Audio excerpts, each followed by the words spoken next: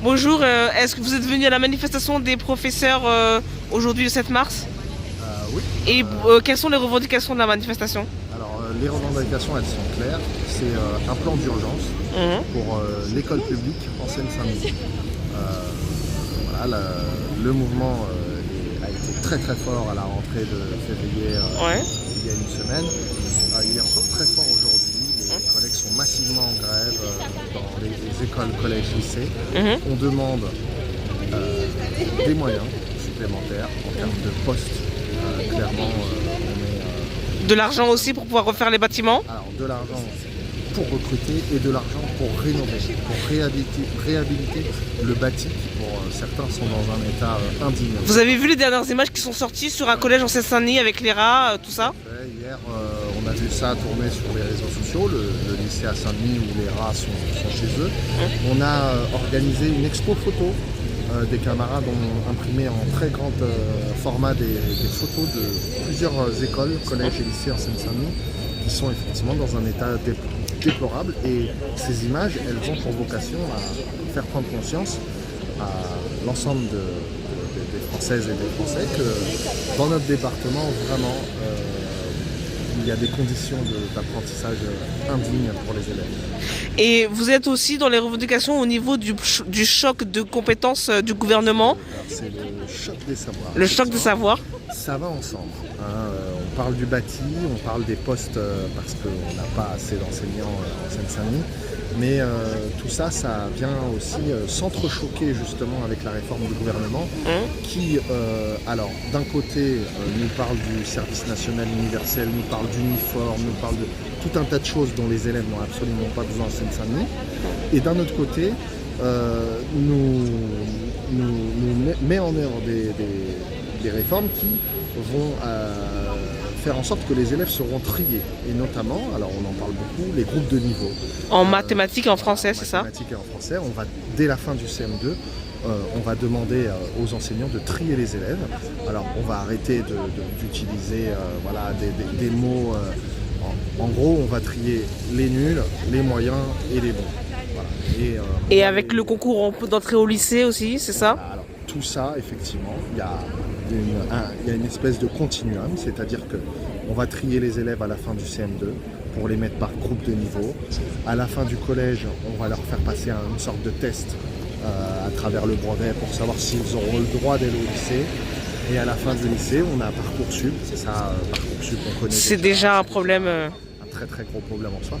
Et aujourd'hui, on sait qu'un élève de Seine-Saint-Denis qui a 7 ans, 8 ans, qui rentre dans le système scolaire, il va être trié à tous les étages. Et malheureusement, comme il part déjà avec des lacunes, parce que pas assez de profs, parce qu'un bâti scolaire délabré, voilà, on sait que la plupart des élèves vont malheureusement être triés, mais du mauvais côté. D'accord, merci beaucoup d'avoir répondu. Ah bah de rien.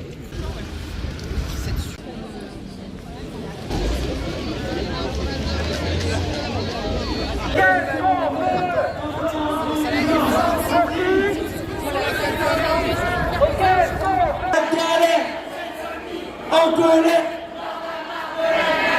Seine-Saint-Denis, en colère, pour l'école publique, du pèse, pour le 93 et du cash, pour les AESH de la moula, pour les 9-3. Et Stanislas, c'est dégueulasse, et Stanislas, c'est dégueulasse.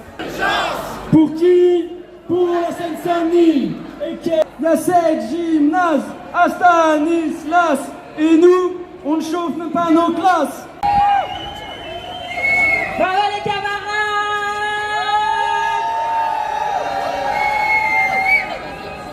Est-ce que quelqu'un se parle?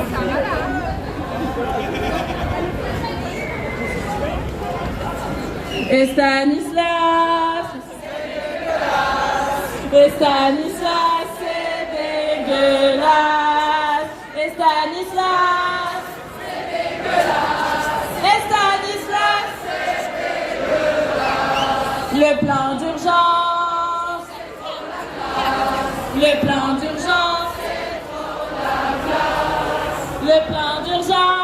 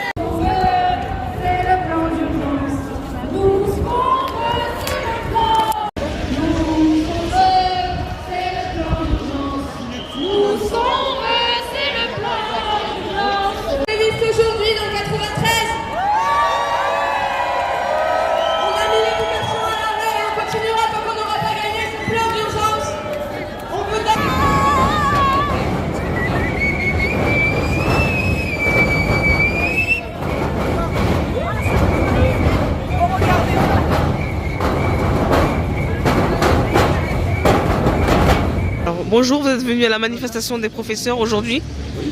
Pourquoi vous êtes venu? Pour quelles revendications? Écoutez, on assiste en ce moment à une offensive qui est extraordinaire contre l'égalité des élèves devant l'instruction. Ici, moi je suis en lycée et Madame Belloubet prépare une classe qui s'appelle Prépa Lycée. Et c'est une classe qui va grouper des élèves qui sont en difficulté et pour leur donner une instruction qui ne sera pas la même que celle. Donc à travers la mesure des groupes de niveau. C'est les groupes de niveau en collège, les prépa lycées en lycée. C'est la même chose, c'est la suite, c'est-à-dire que c'est des élèves qui vont être dans un tunnel depuis qu'ils ont 11 ans jusqu'à ce qu'ils aient 16 ans. Et après, nous, on a le sentiment que c'est un tunnel qui mène vers l'exploitation en usine ou l'armée. Je ne s'en veux pas. Pourtant, elle avait quand même indiqué à un moment donné qu'elle n'allait pas forcément appliquer toutes les réformes de Gabriel Attal au début, non? Belloubet. Elle l'a dit, et puis elle a dit aussi que les décrets qui étaient passés sont passés, qu'elle n'avait plus que la liberté de changer les circulaires d'application, sauf que appliquer une agression, c'est toujours une agression. Et ça arrive sur un contexte général où les collègues dans les lycées, dans les collèges, ont le sentiment que, faute de moyens, il est difficile de toute façon d'exercer ce qu'on appelle nos missions. D'accord. Vous avez vu les dernières images qui sont parues sur les réseaux sociaux avec celui-ci en Seine-Saint-Denis, avec les locaux insalubres, les rats partout et tout. Il y a des images partout Twitter. Moi, je suis dans un établissement qui s'appelle Jean Jaurès à Montreuil, dont la commission hygiène et sécurité, qu'il a visité il y a 10 ans, a dit qu'il comportait des dangers mortels avec une imminence probable. Et effectivement, il y a un escalier qui s'est effondré il y a 4 ans au milieu de la cour pendant l'été. Donc on vit dans des situations qui sont en effet des situations qui sont dangereuses pour les élèves, dangereuses pour les professeurs, mais au-delà de ça, les moyens d'enseignement qui nous sont donnés ne sont pas à la hauteur de ce que les élèves ont le droit d'attendre, ici comme ailleurs, en Seine-Saint-Denis comme partout. Et vous réclamez aussi plus de moyens pour refaire les bâtiments, c'est ça? On s'adresse aussi à la région solennellement pour les lycées, au département solennellement pour les collèges. On ne peut pas laisser les élèves dans des conditions telles qu'ils aient le sentiment d'être relégués dans une éducation de deuxième zone. Ça, c'est plus possible. Or, c'est des choses qui se voient quand les murs s'effondrent, quand les toilettes ne ferment pas, quand les cours comportent des tranchées dans lesquelles l'eau peut arriver jusqu'au mollet. Alors, les élèves voient dans quelle considération on tient leur droit à l'instruction. D'accord, merci beaucoup d'avoir répondu. Je vous en prie.